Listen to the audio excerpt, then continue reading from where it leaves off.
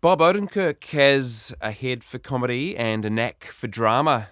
He's won Emmys for writing on Saturday Night Live and The Ben Stiller Show, but a small part in a big show is what has truly changed his life without so much as an audition. Odenkirk was cast as Saul, a shady, down-and-out lawyer in Breaking Bad. And now, Bob has a hard time walking through airports without someone shouting out, "Better Call Saul." That's the line from the character's low-rent late-night commercial. Producers liked him so much, they created a prequel spin-off of Breaking Bad. They gave Saul a big backstory. Revealing his real name as Jimmy McGill, and Better Call Saul is now entering its third season on Lightbox. And Bob Odenkirk is with us in our Auckland studio. Hi. Hey, how's it going? That was very well done. Very concise. Well, as you know now, it helps when you've got a writer behind the scenes writing this stuff for you. You can just say the lines. I certainly do know that. We've got the best writers in the business doing Better Call Saul. They're mostly Breaking Bad writers. Obviously, the creator of Better Call Saul, two guys created it, Vince Gilligan and Peter Gould. Vince created Breaking Bad, and Peter Gould wrote the first episode that the character of Better Call Saul, Saul Goodman, appeared on. So Peter particularly writes the character's comic angle.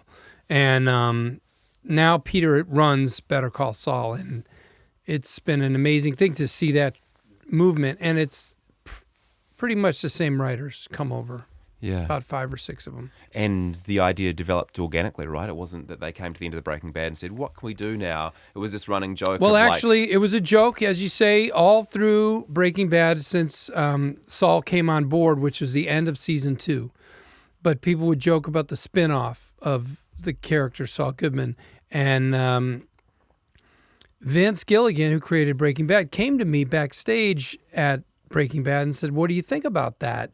Do you think there's a show in there? Because I think there is." And I said, "Vince, if you think there is, then I think there is." Because, you know, he's kind of a genius TV comedy man.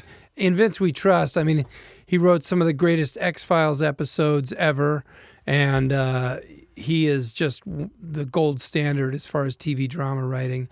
And then when Breaking Bad ended, we met up, and Vince and Peter talked about doing it as a half-hour comedy for network. And then they talked about what if it was an hour lawyer procedural, but he's a lawyer who never goes to court. He settles the case with backstage manipulation. He's never, ever been to court. Which is a fun idea, right? Somebody's going to steal that idea and do it. And then they ended up creating this show that was closer in its DNA to Breaking Bad.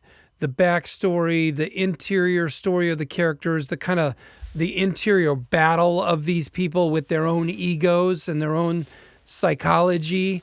You know, Breaking Bad was ultimately about this guy, Walter White, revealing who he really was and struggling with that, and at some point giving in and diving in to his worst, the worst angels of his nature, you know.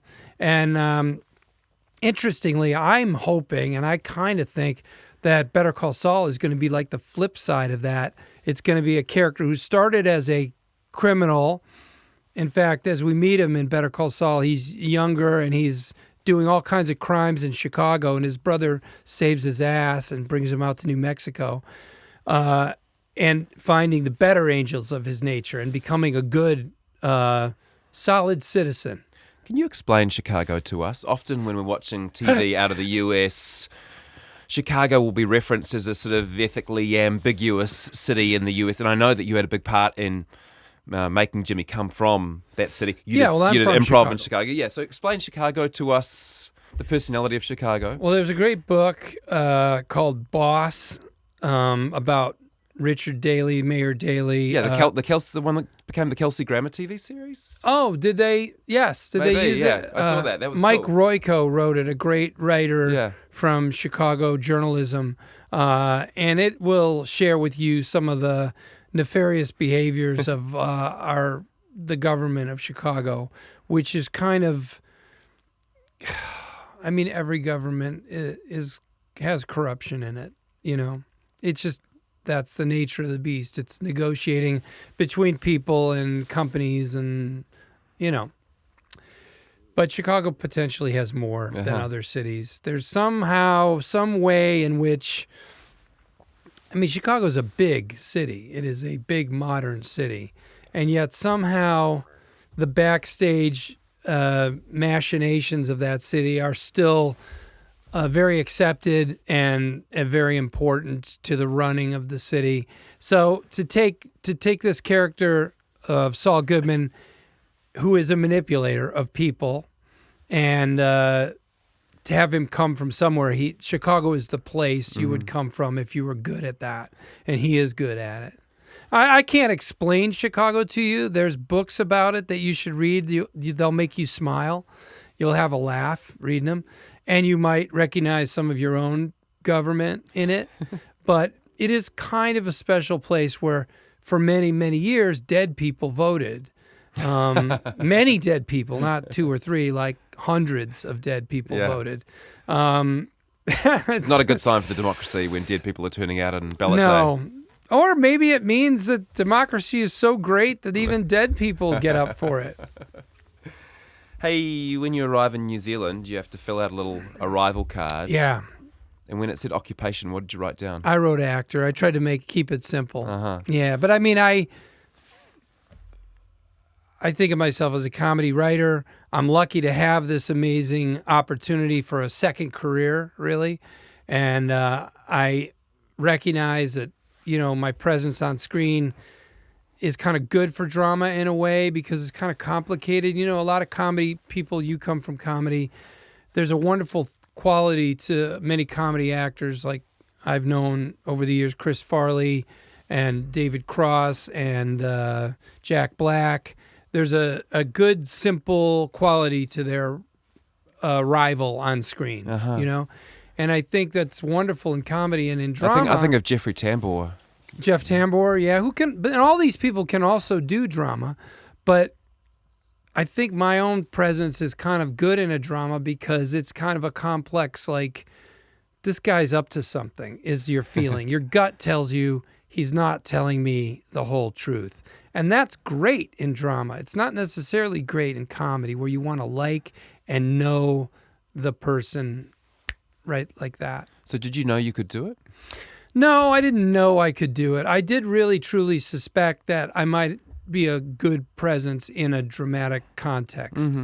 Also, I just kind of have a comic side to me that is good, especially in like Breaking Bad, where my wife is watching it for the 3rd time. It's great. But oh my God, is it bleak, right? Sometimes you're watching Breaking Bad and you're like, every person in here has a death sentence. Obviously, it starts with Walter White having a death sentence. Yeah. And increasingly so through the arc of the series as well. Yeah, and then right? every person is, you know, under the gun, and except for Saul until the very end. Saul it's a big game to him. So he's kind of a break from all that pressure and drama and fear. That I thought I might belong in this world, but it's a challenge, and I have to focus to do it. Comedy is a little easier to me, but what's the hardest part of acting? The hardest part is, and it's the most rewarding part as well, when they write these kind of internal turmoil scenes, you know, as the character struggles with their own desires that aren't, you know, coming to fruition. And you kind of have to stay in that place all day because you have to shoot the scene. Some of these scenes are very long, and in the course of shooting, there's multiple camera setups. And you know, if your character is feeling heartbroken, you kind of gotta feel heartbroken all day, you know, and you kind of put yourself into that place. You know, maybe a great actor wouldn't need to do it. There's that great quote from Laurence Olivier. Marathon Man, eh? Yeah, Marathon Man, right? Next time, try acting. Yeah. You know, where Dustin Hoffman stayed up for 2 whole nights to play a guy who stayed up for 2 whole nights. And Laurence Olivier said, next time, try acting. But I do think that even when you're acting and when you're skilled at it, you just have to feel those feelings. And when you have to do that all day long, and the character is in a lot of turmoil internally, you kind of go, that's hard, that it'll wipe you out. Are you using a method? Are you No, just it's just the intuitively most getting yourself... obvious method in the world. I take the script out and I break it down, and what's he saying? What's he feeling? What is he trying to achieve with these words? And some of those words, I mean, you must have screeds of dialogue. I do. The character talks a lot, and they're happy to have him talk a lot, and that's very unique as well, because in comedy, it's usually back and forth. You weren't sure those speeches were going to survive in Oh, text, yeah. right? When I first got the first script, I didn't memorize it, because as a writer, as a comedy writer, I took it apart. This is a Breaking Bad script where I was playing Saul Goodman for the first time. And in my estimation, take that monologue and just make it a line or two, because that was sort of the core movement of the line. But then they liked that the character was verbose. They liked that the character was manipulating the person he was in the room with. He was looking at Walter White and saying, we should try this, but noticing that wasn't working. And so, we could go this way. He's just trying to get Walter White to do what he wants. And he has to sometimes go down these blind alleys and then switch his game. And so I realized that was the logic of those long speeches. And then it made sense to me, but still a lot to memorize, yeah. I'm talking to Bob Odenkirk, star of Better Call Saul, and season 3 is entering its 3rd season on Lightbox. What's your favourite Breaking Bad moment? Breaking Bad moments. Well, I don't know. People love so many parts of it. I love when Walter White says, I did it for me. I mean, it's kind of the climax of the whole series. There's so much. It's such an impactful, huge statement. And it rings true, and it's stunning. It defines the whole story you've just watched for 6 seasons. Yeah. And now that it must have been a heck of intimidating taking on a prequel to that huge show. And now that you've reached the 3rd season, do you get to start enjoying it a bit? Yeah, I think so. Yeah, I do feel like in our 3rd season, in every way, the writers are more comfortable. They're having more fun. The 3rd season is kind of the most fun of any season of Better Call Saul. You really can feel the writers discovering the character and the story in season 1 and 2. And thank you to the audience who've enjoyed it and gone on that ride with us. But there was a lot of discovery that had to happen. And so if you go to Lightbox and you stream Better Call Saul, you can get through the whole first 2 seasons in the next 3 weeks and then join us for April 11th. And season 3 is the most fun season. We actually have scenes that are all comedy in season 3, which wasn't something that happened in Breaking Bad either. I love Jimmy angry. You like Jimmy. when he's I love angry? Saul angry. Yeah. Oh, well, there's some good anger, buddy. Yeah. In fact, it must be fun to play. Episode 1 of Better Call Saul season 3 is a rager. I mean, it's off the fucking charts, and he loses his cool big time. And yeah. And then there's some pure comedy in the middle of the season, and then towards the end of the season, Saul Goodman comes to life. I don't know how specific I can be there, but he really starts nudging away all the other versions of Jimmy McGill, and we start to really see Saul Goodman in season 3 here. Cool. Yeah. Nice to come and do this. Writers don't get to come to New Zealand. No. Writers don't get to get flown around the world. Yeah, no, it's nice. Look, I'm still dealing with this journey, this transition to dramatic performance.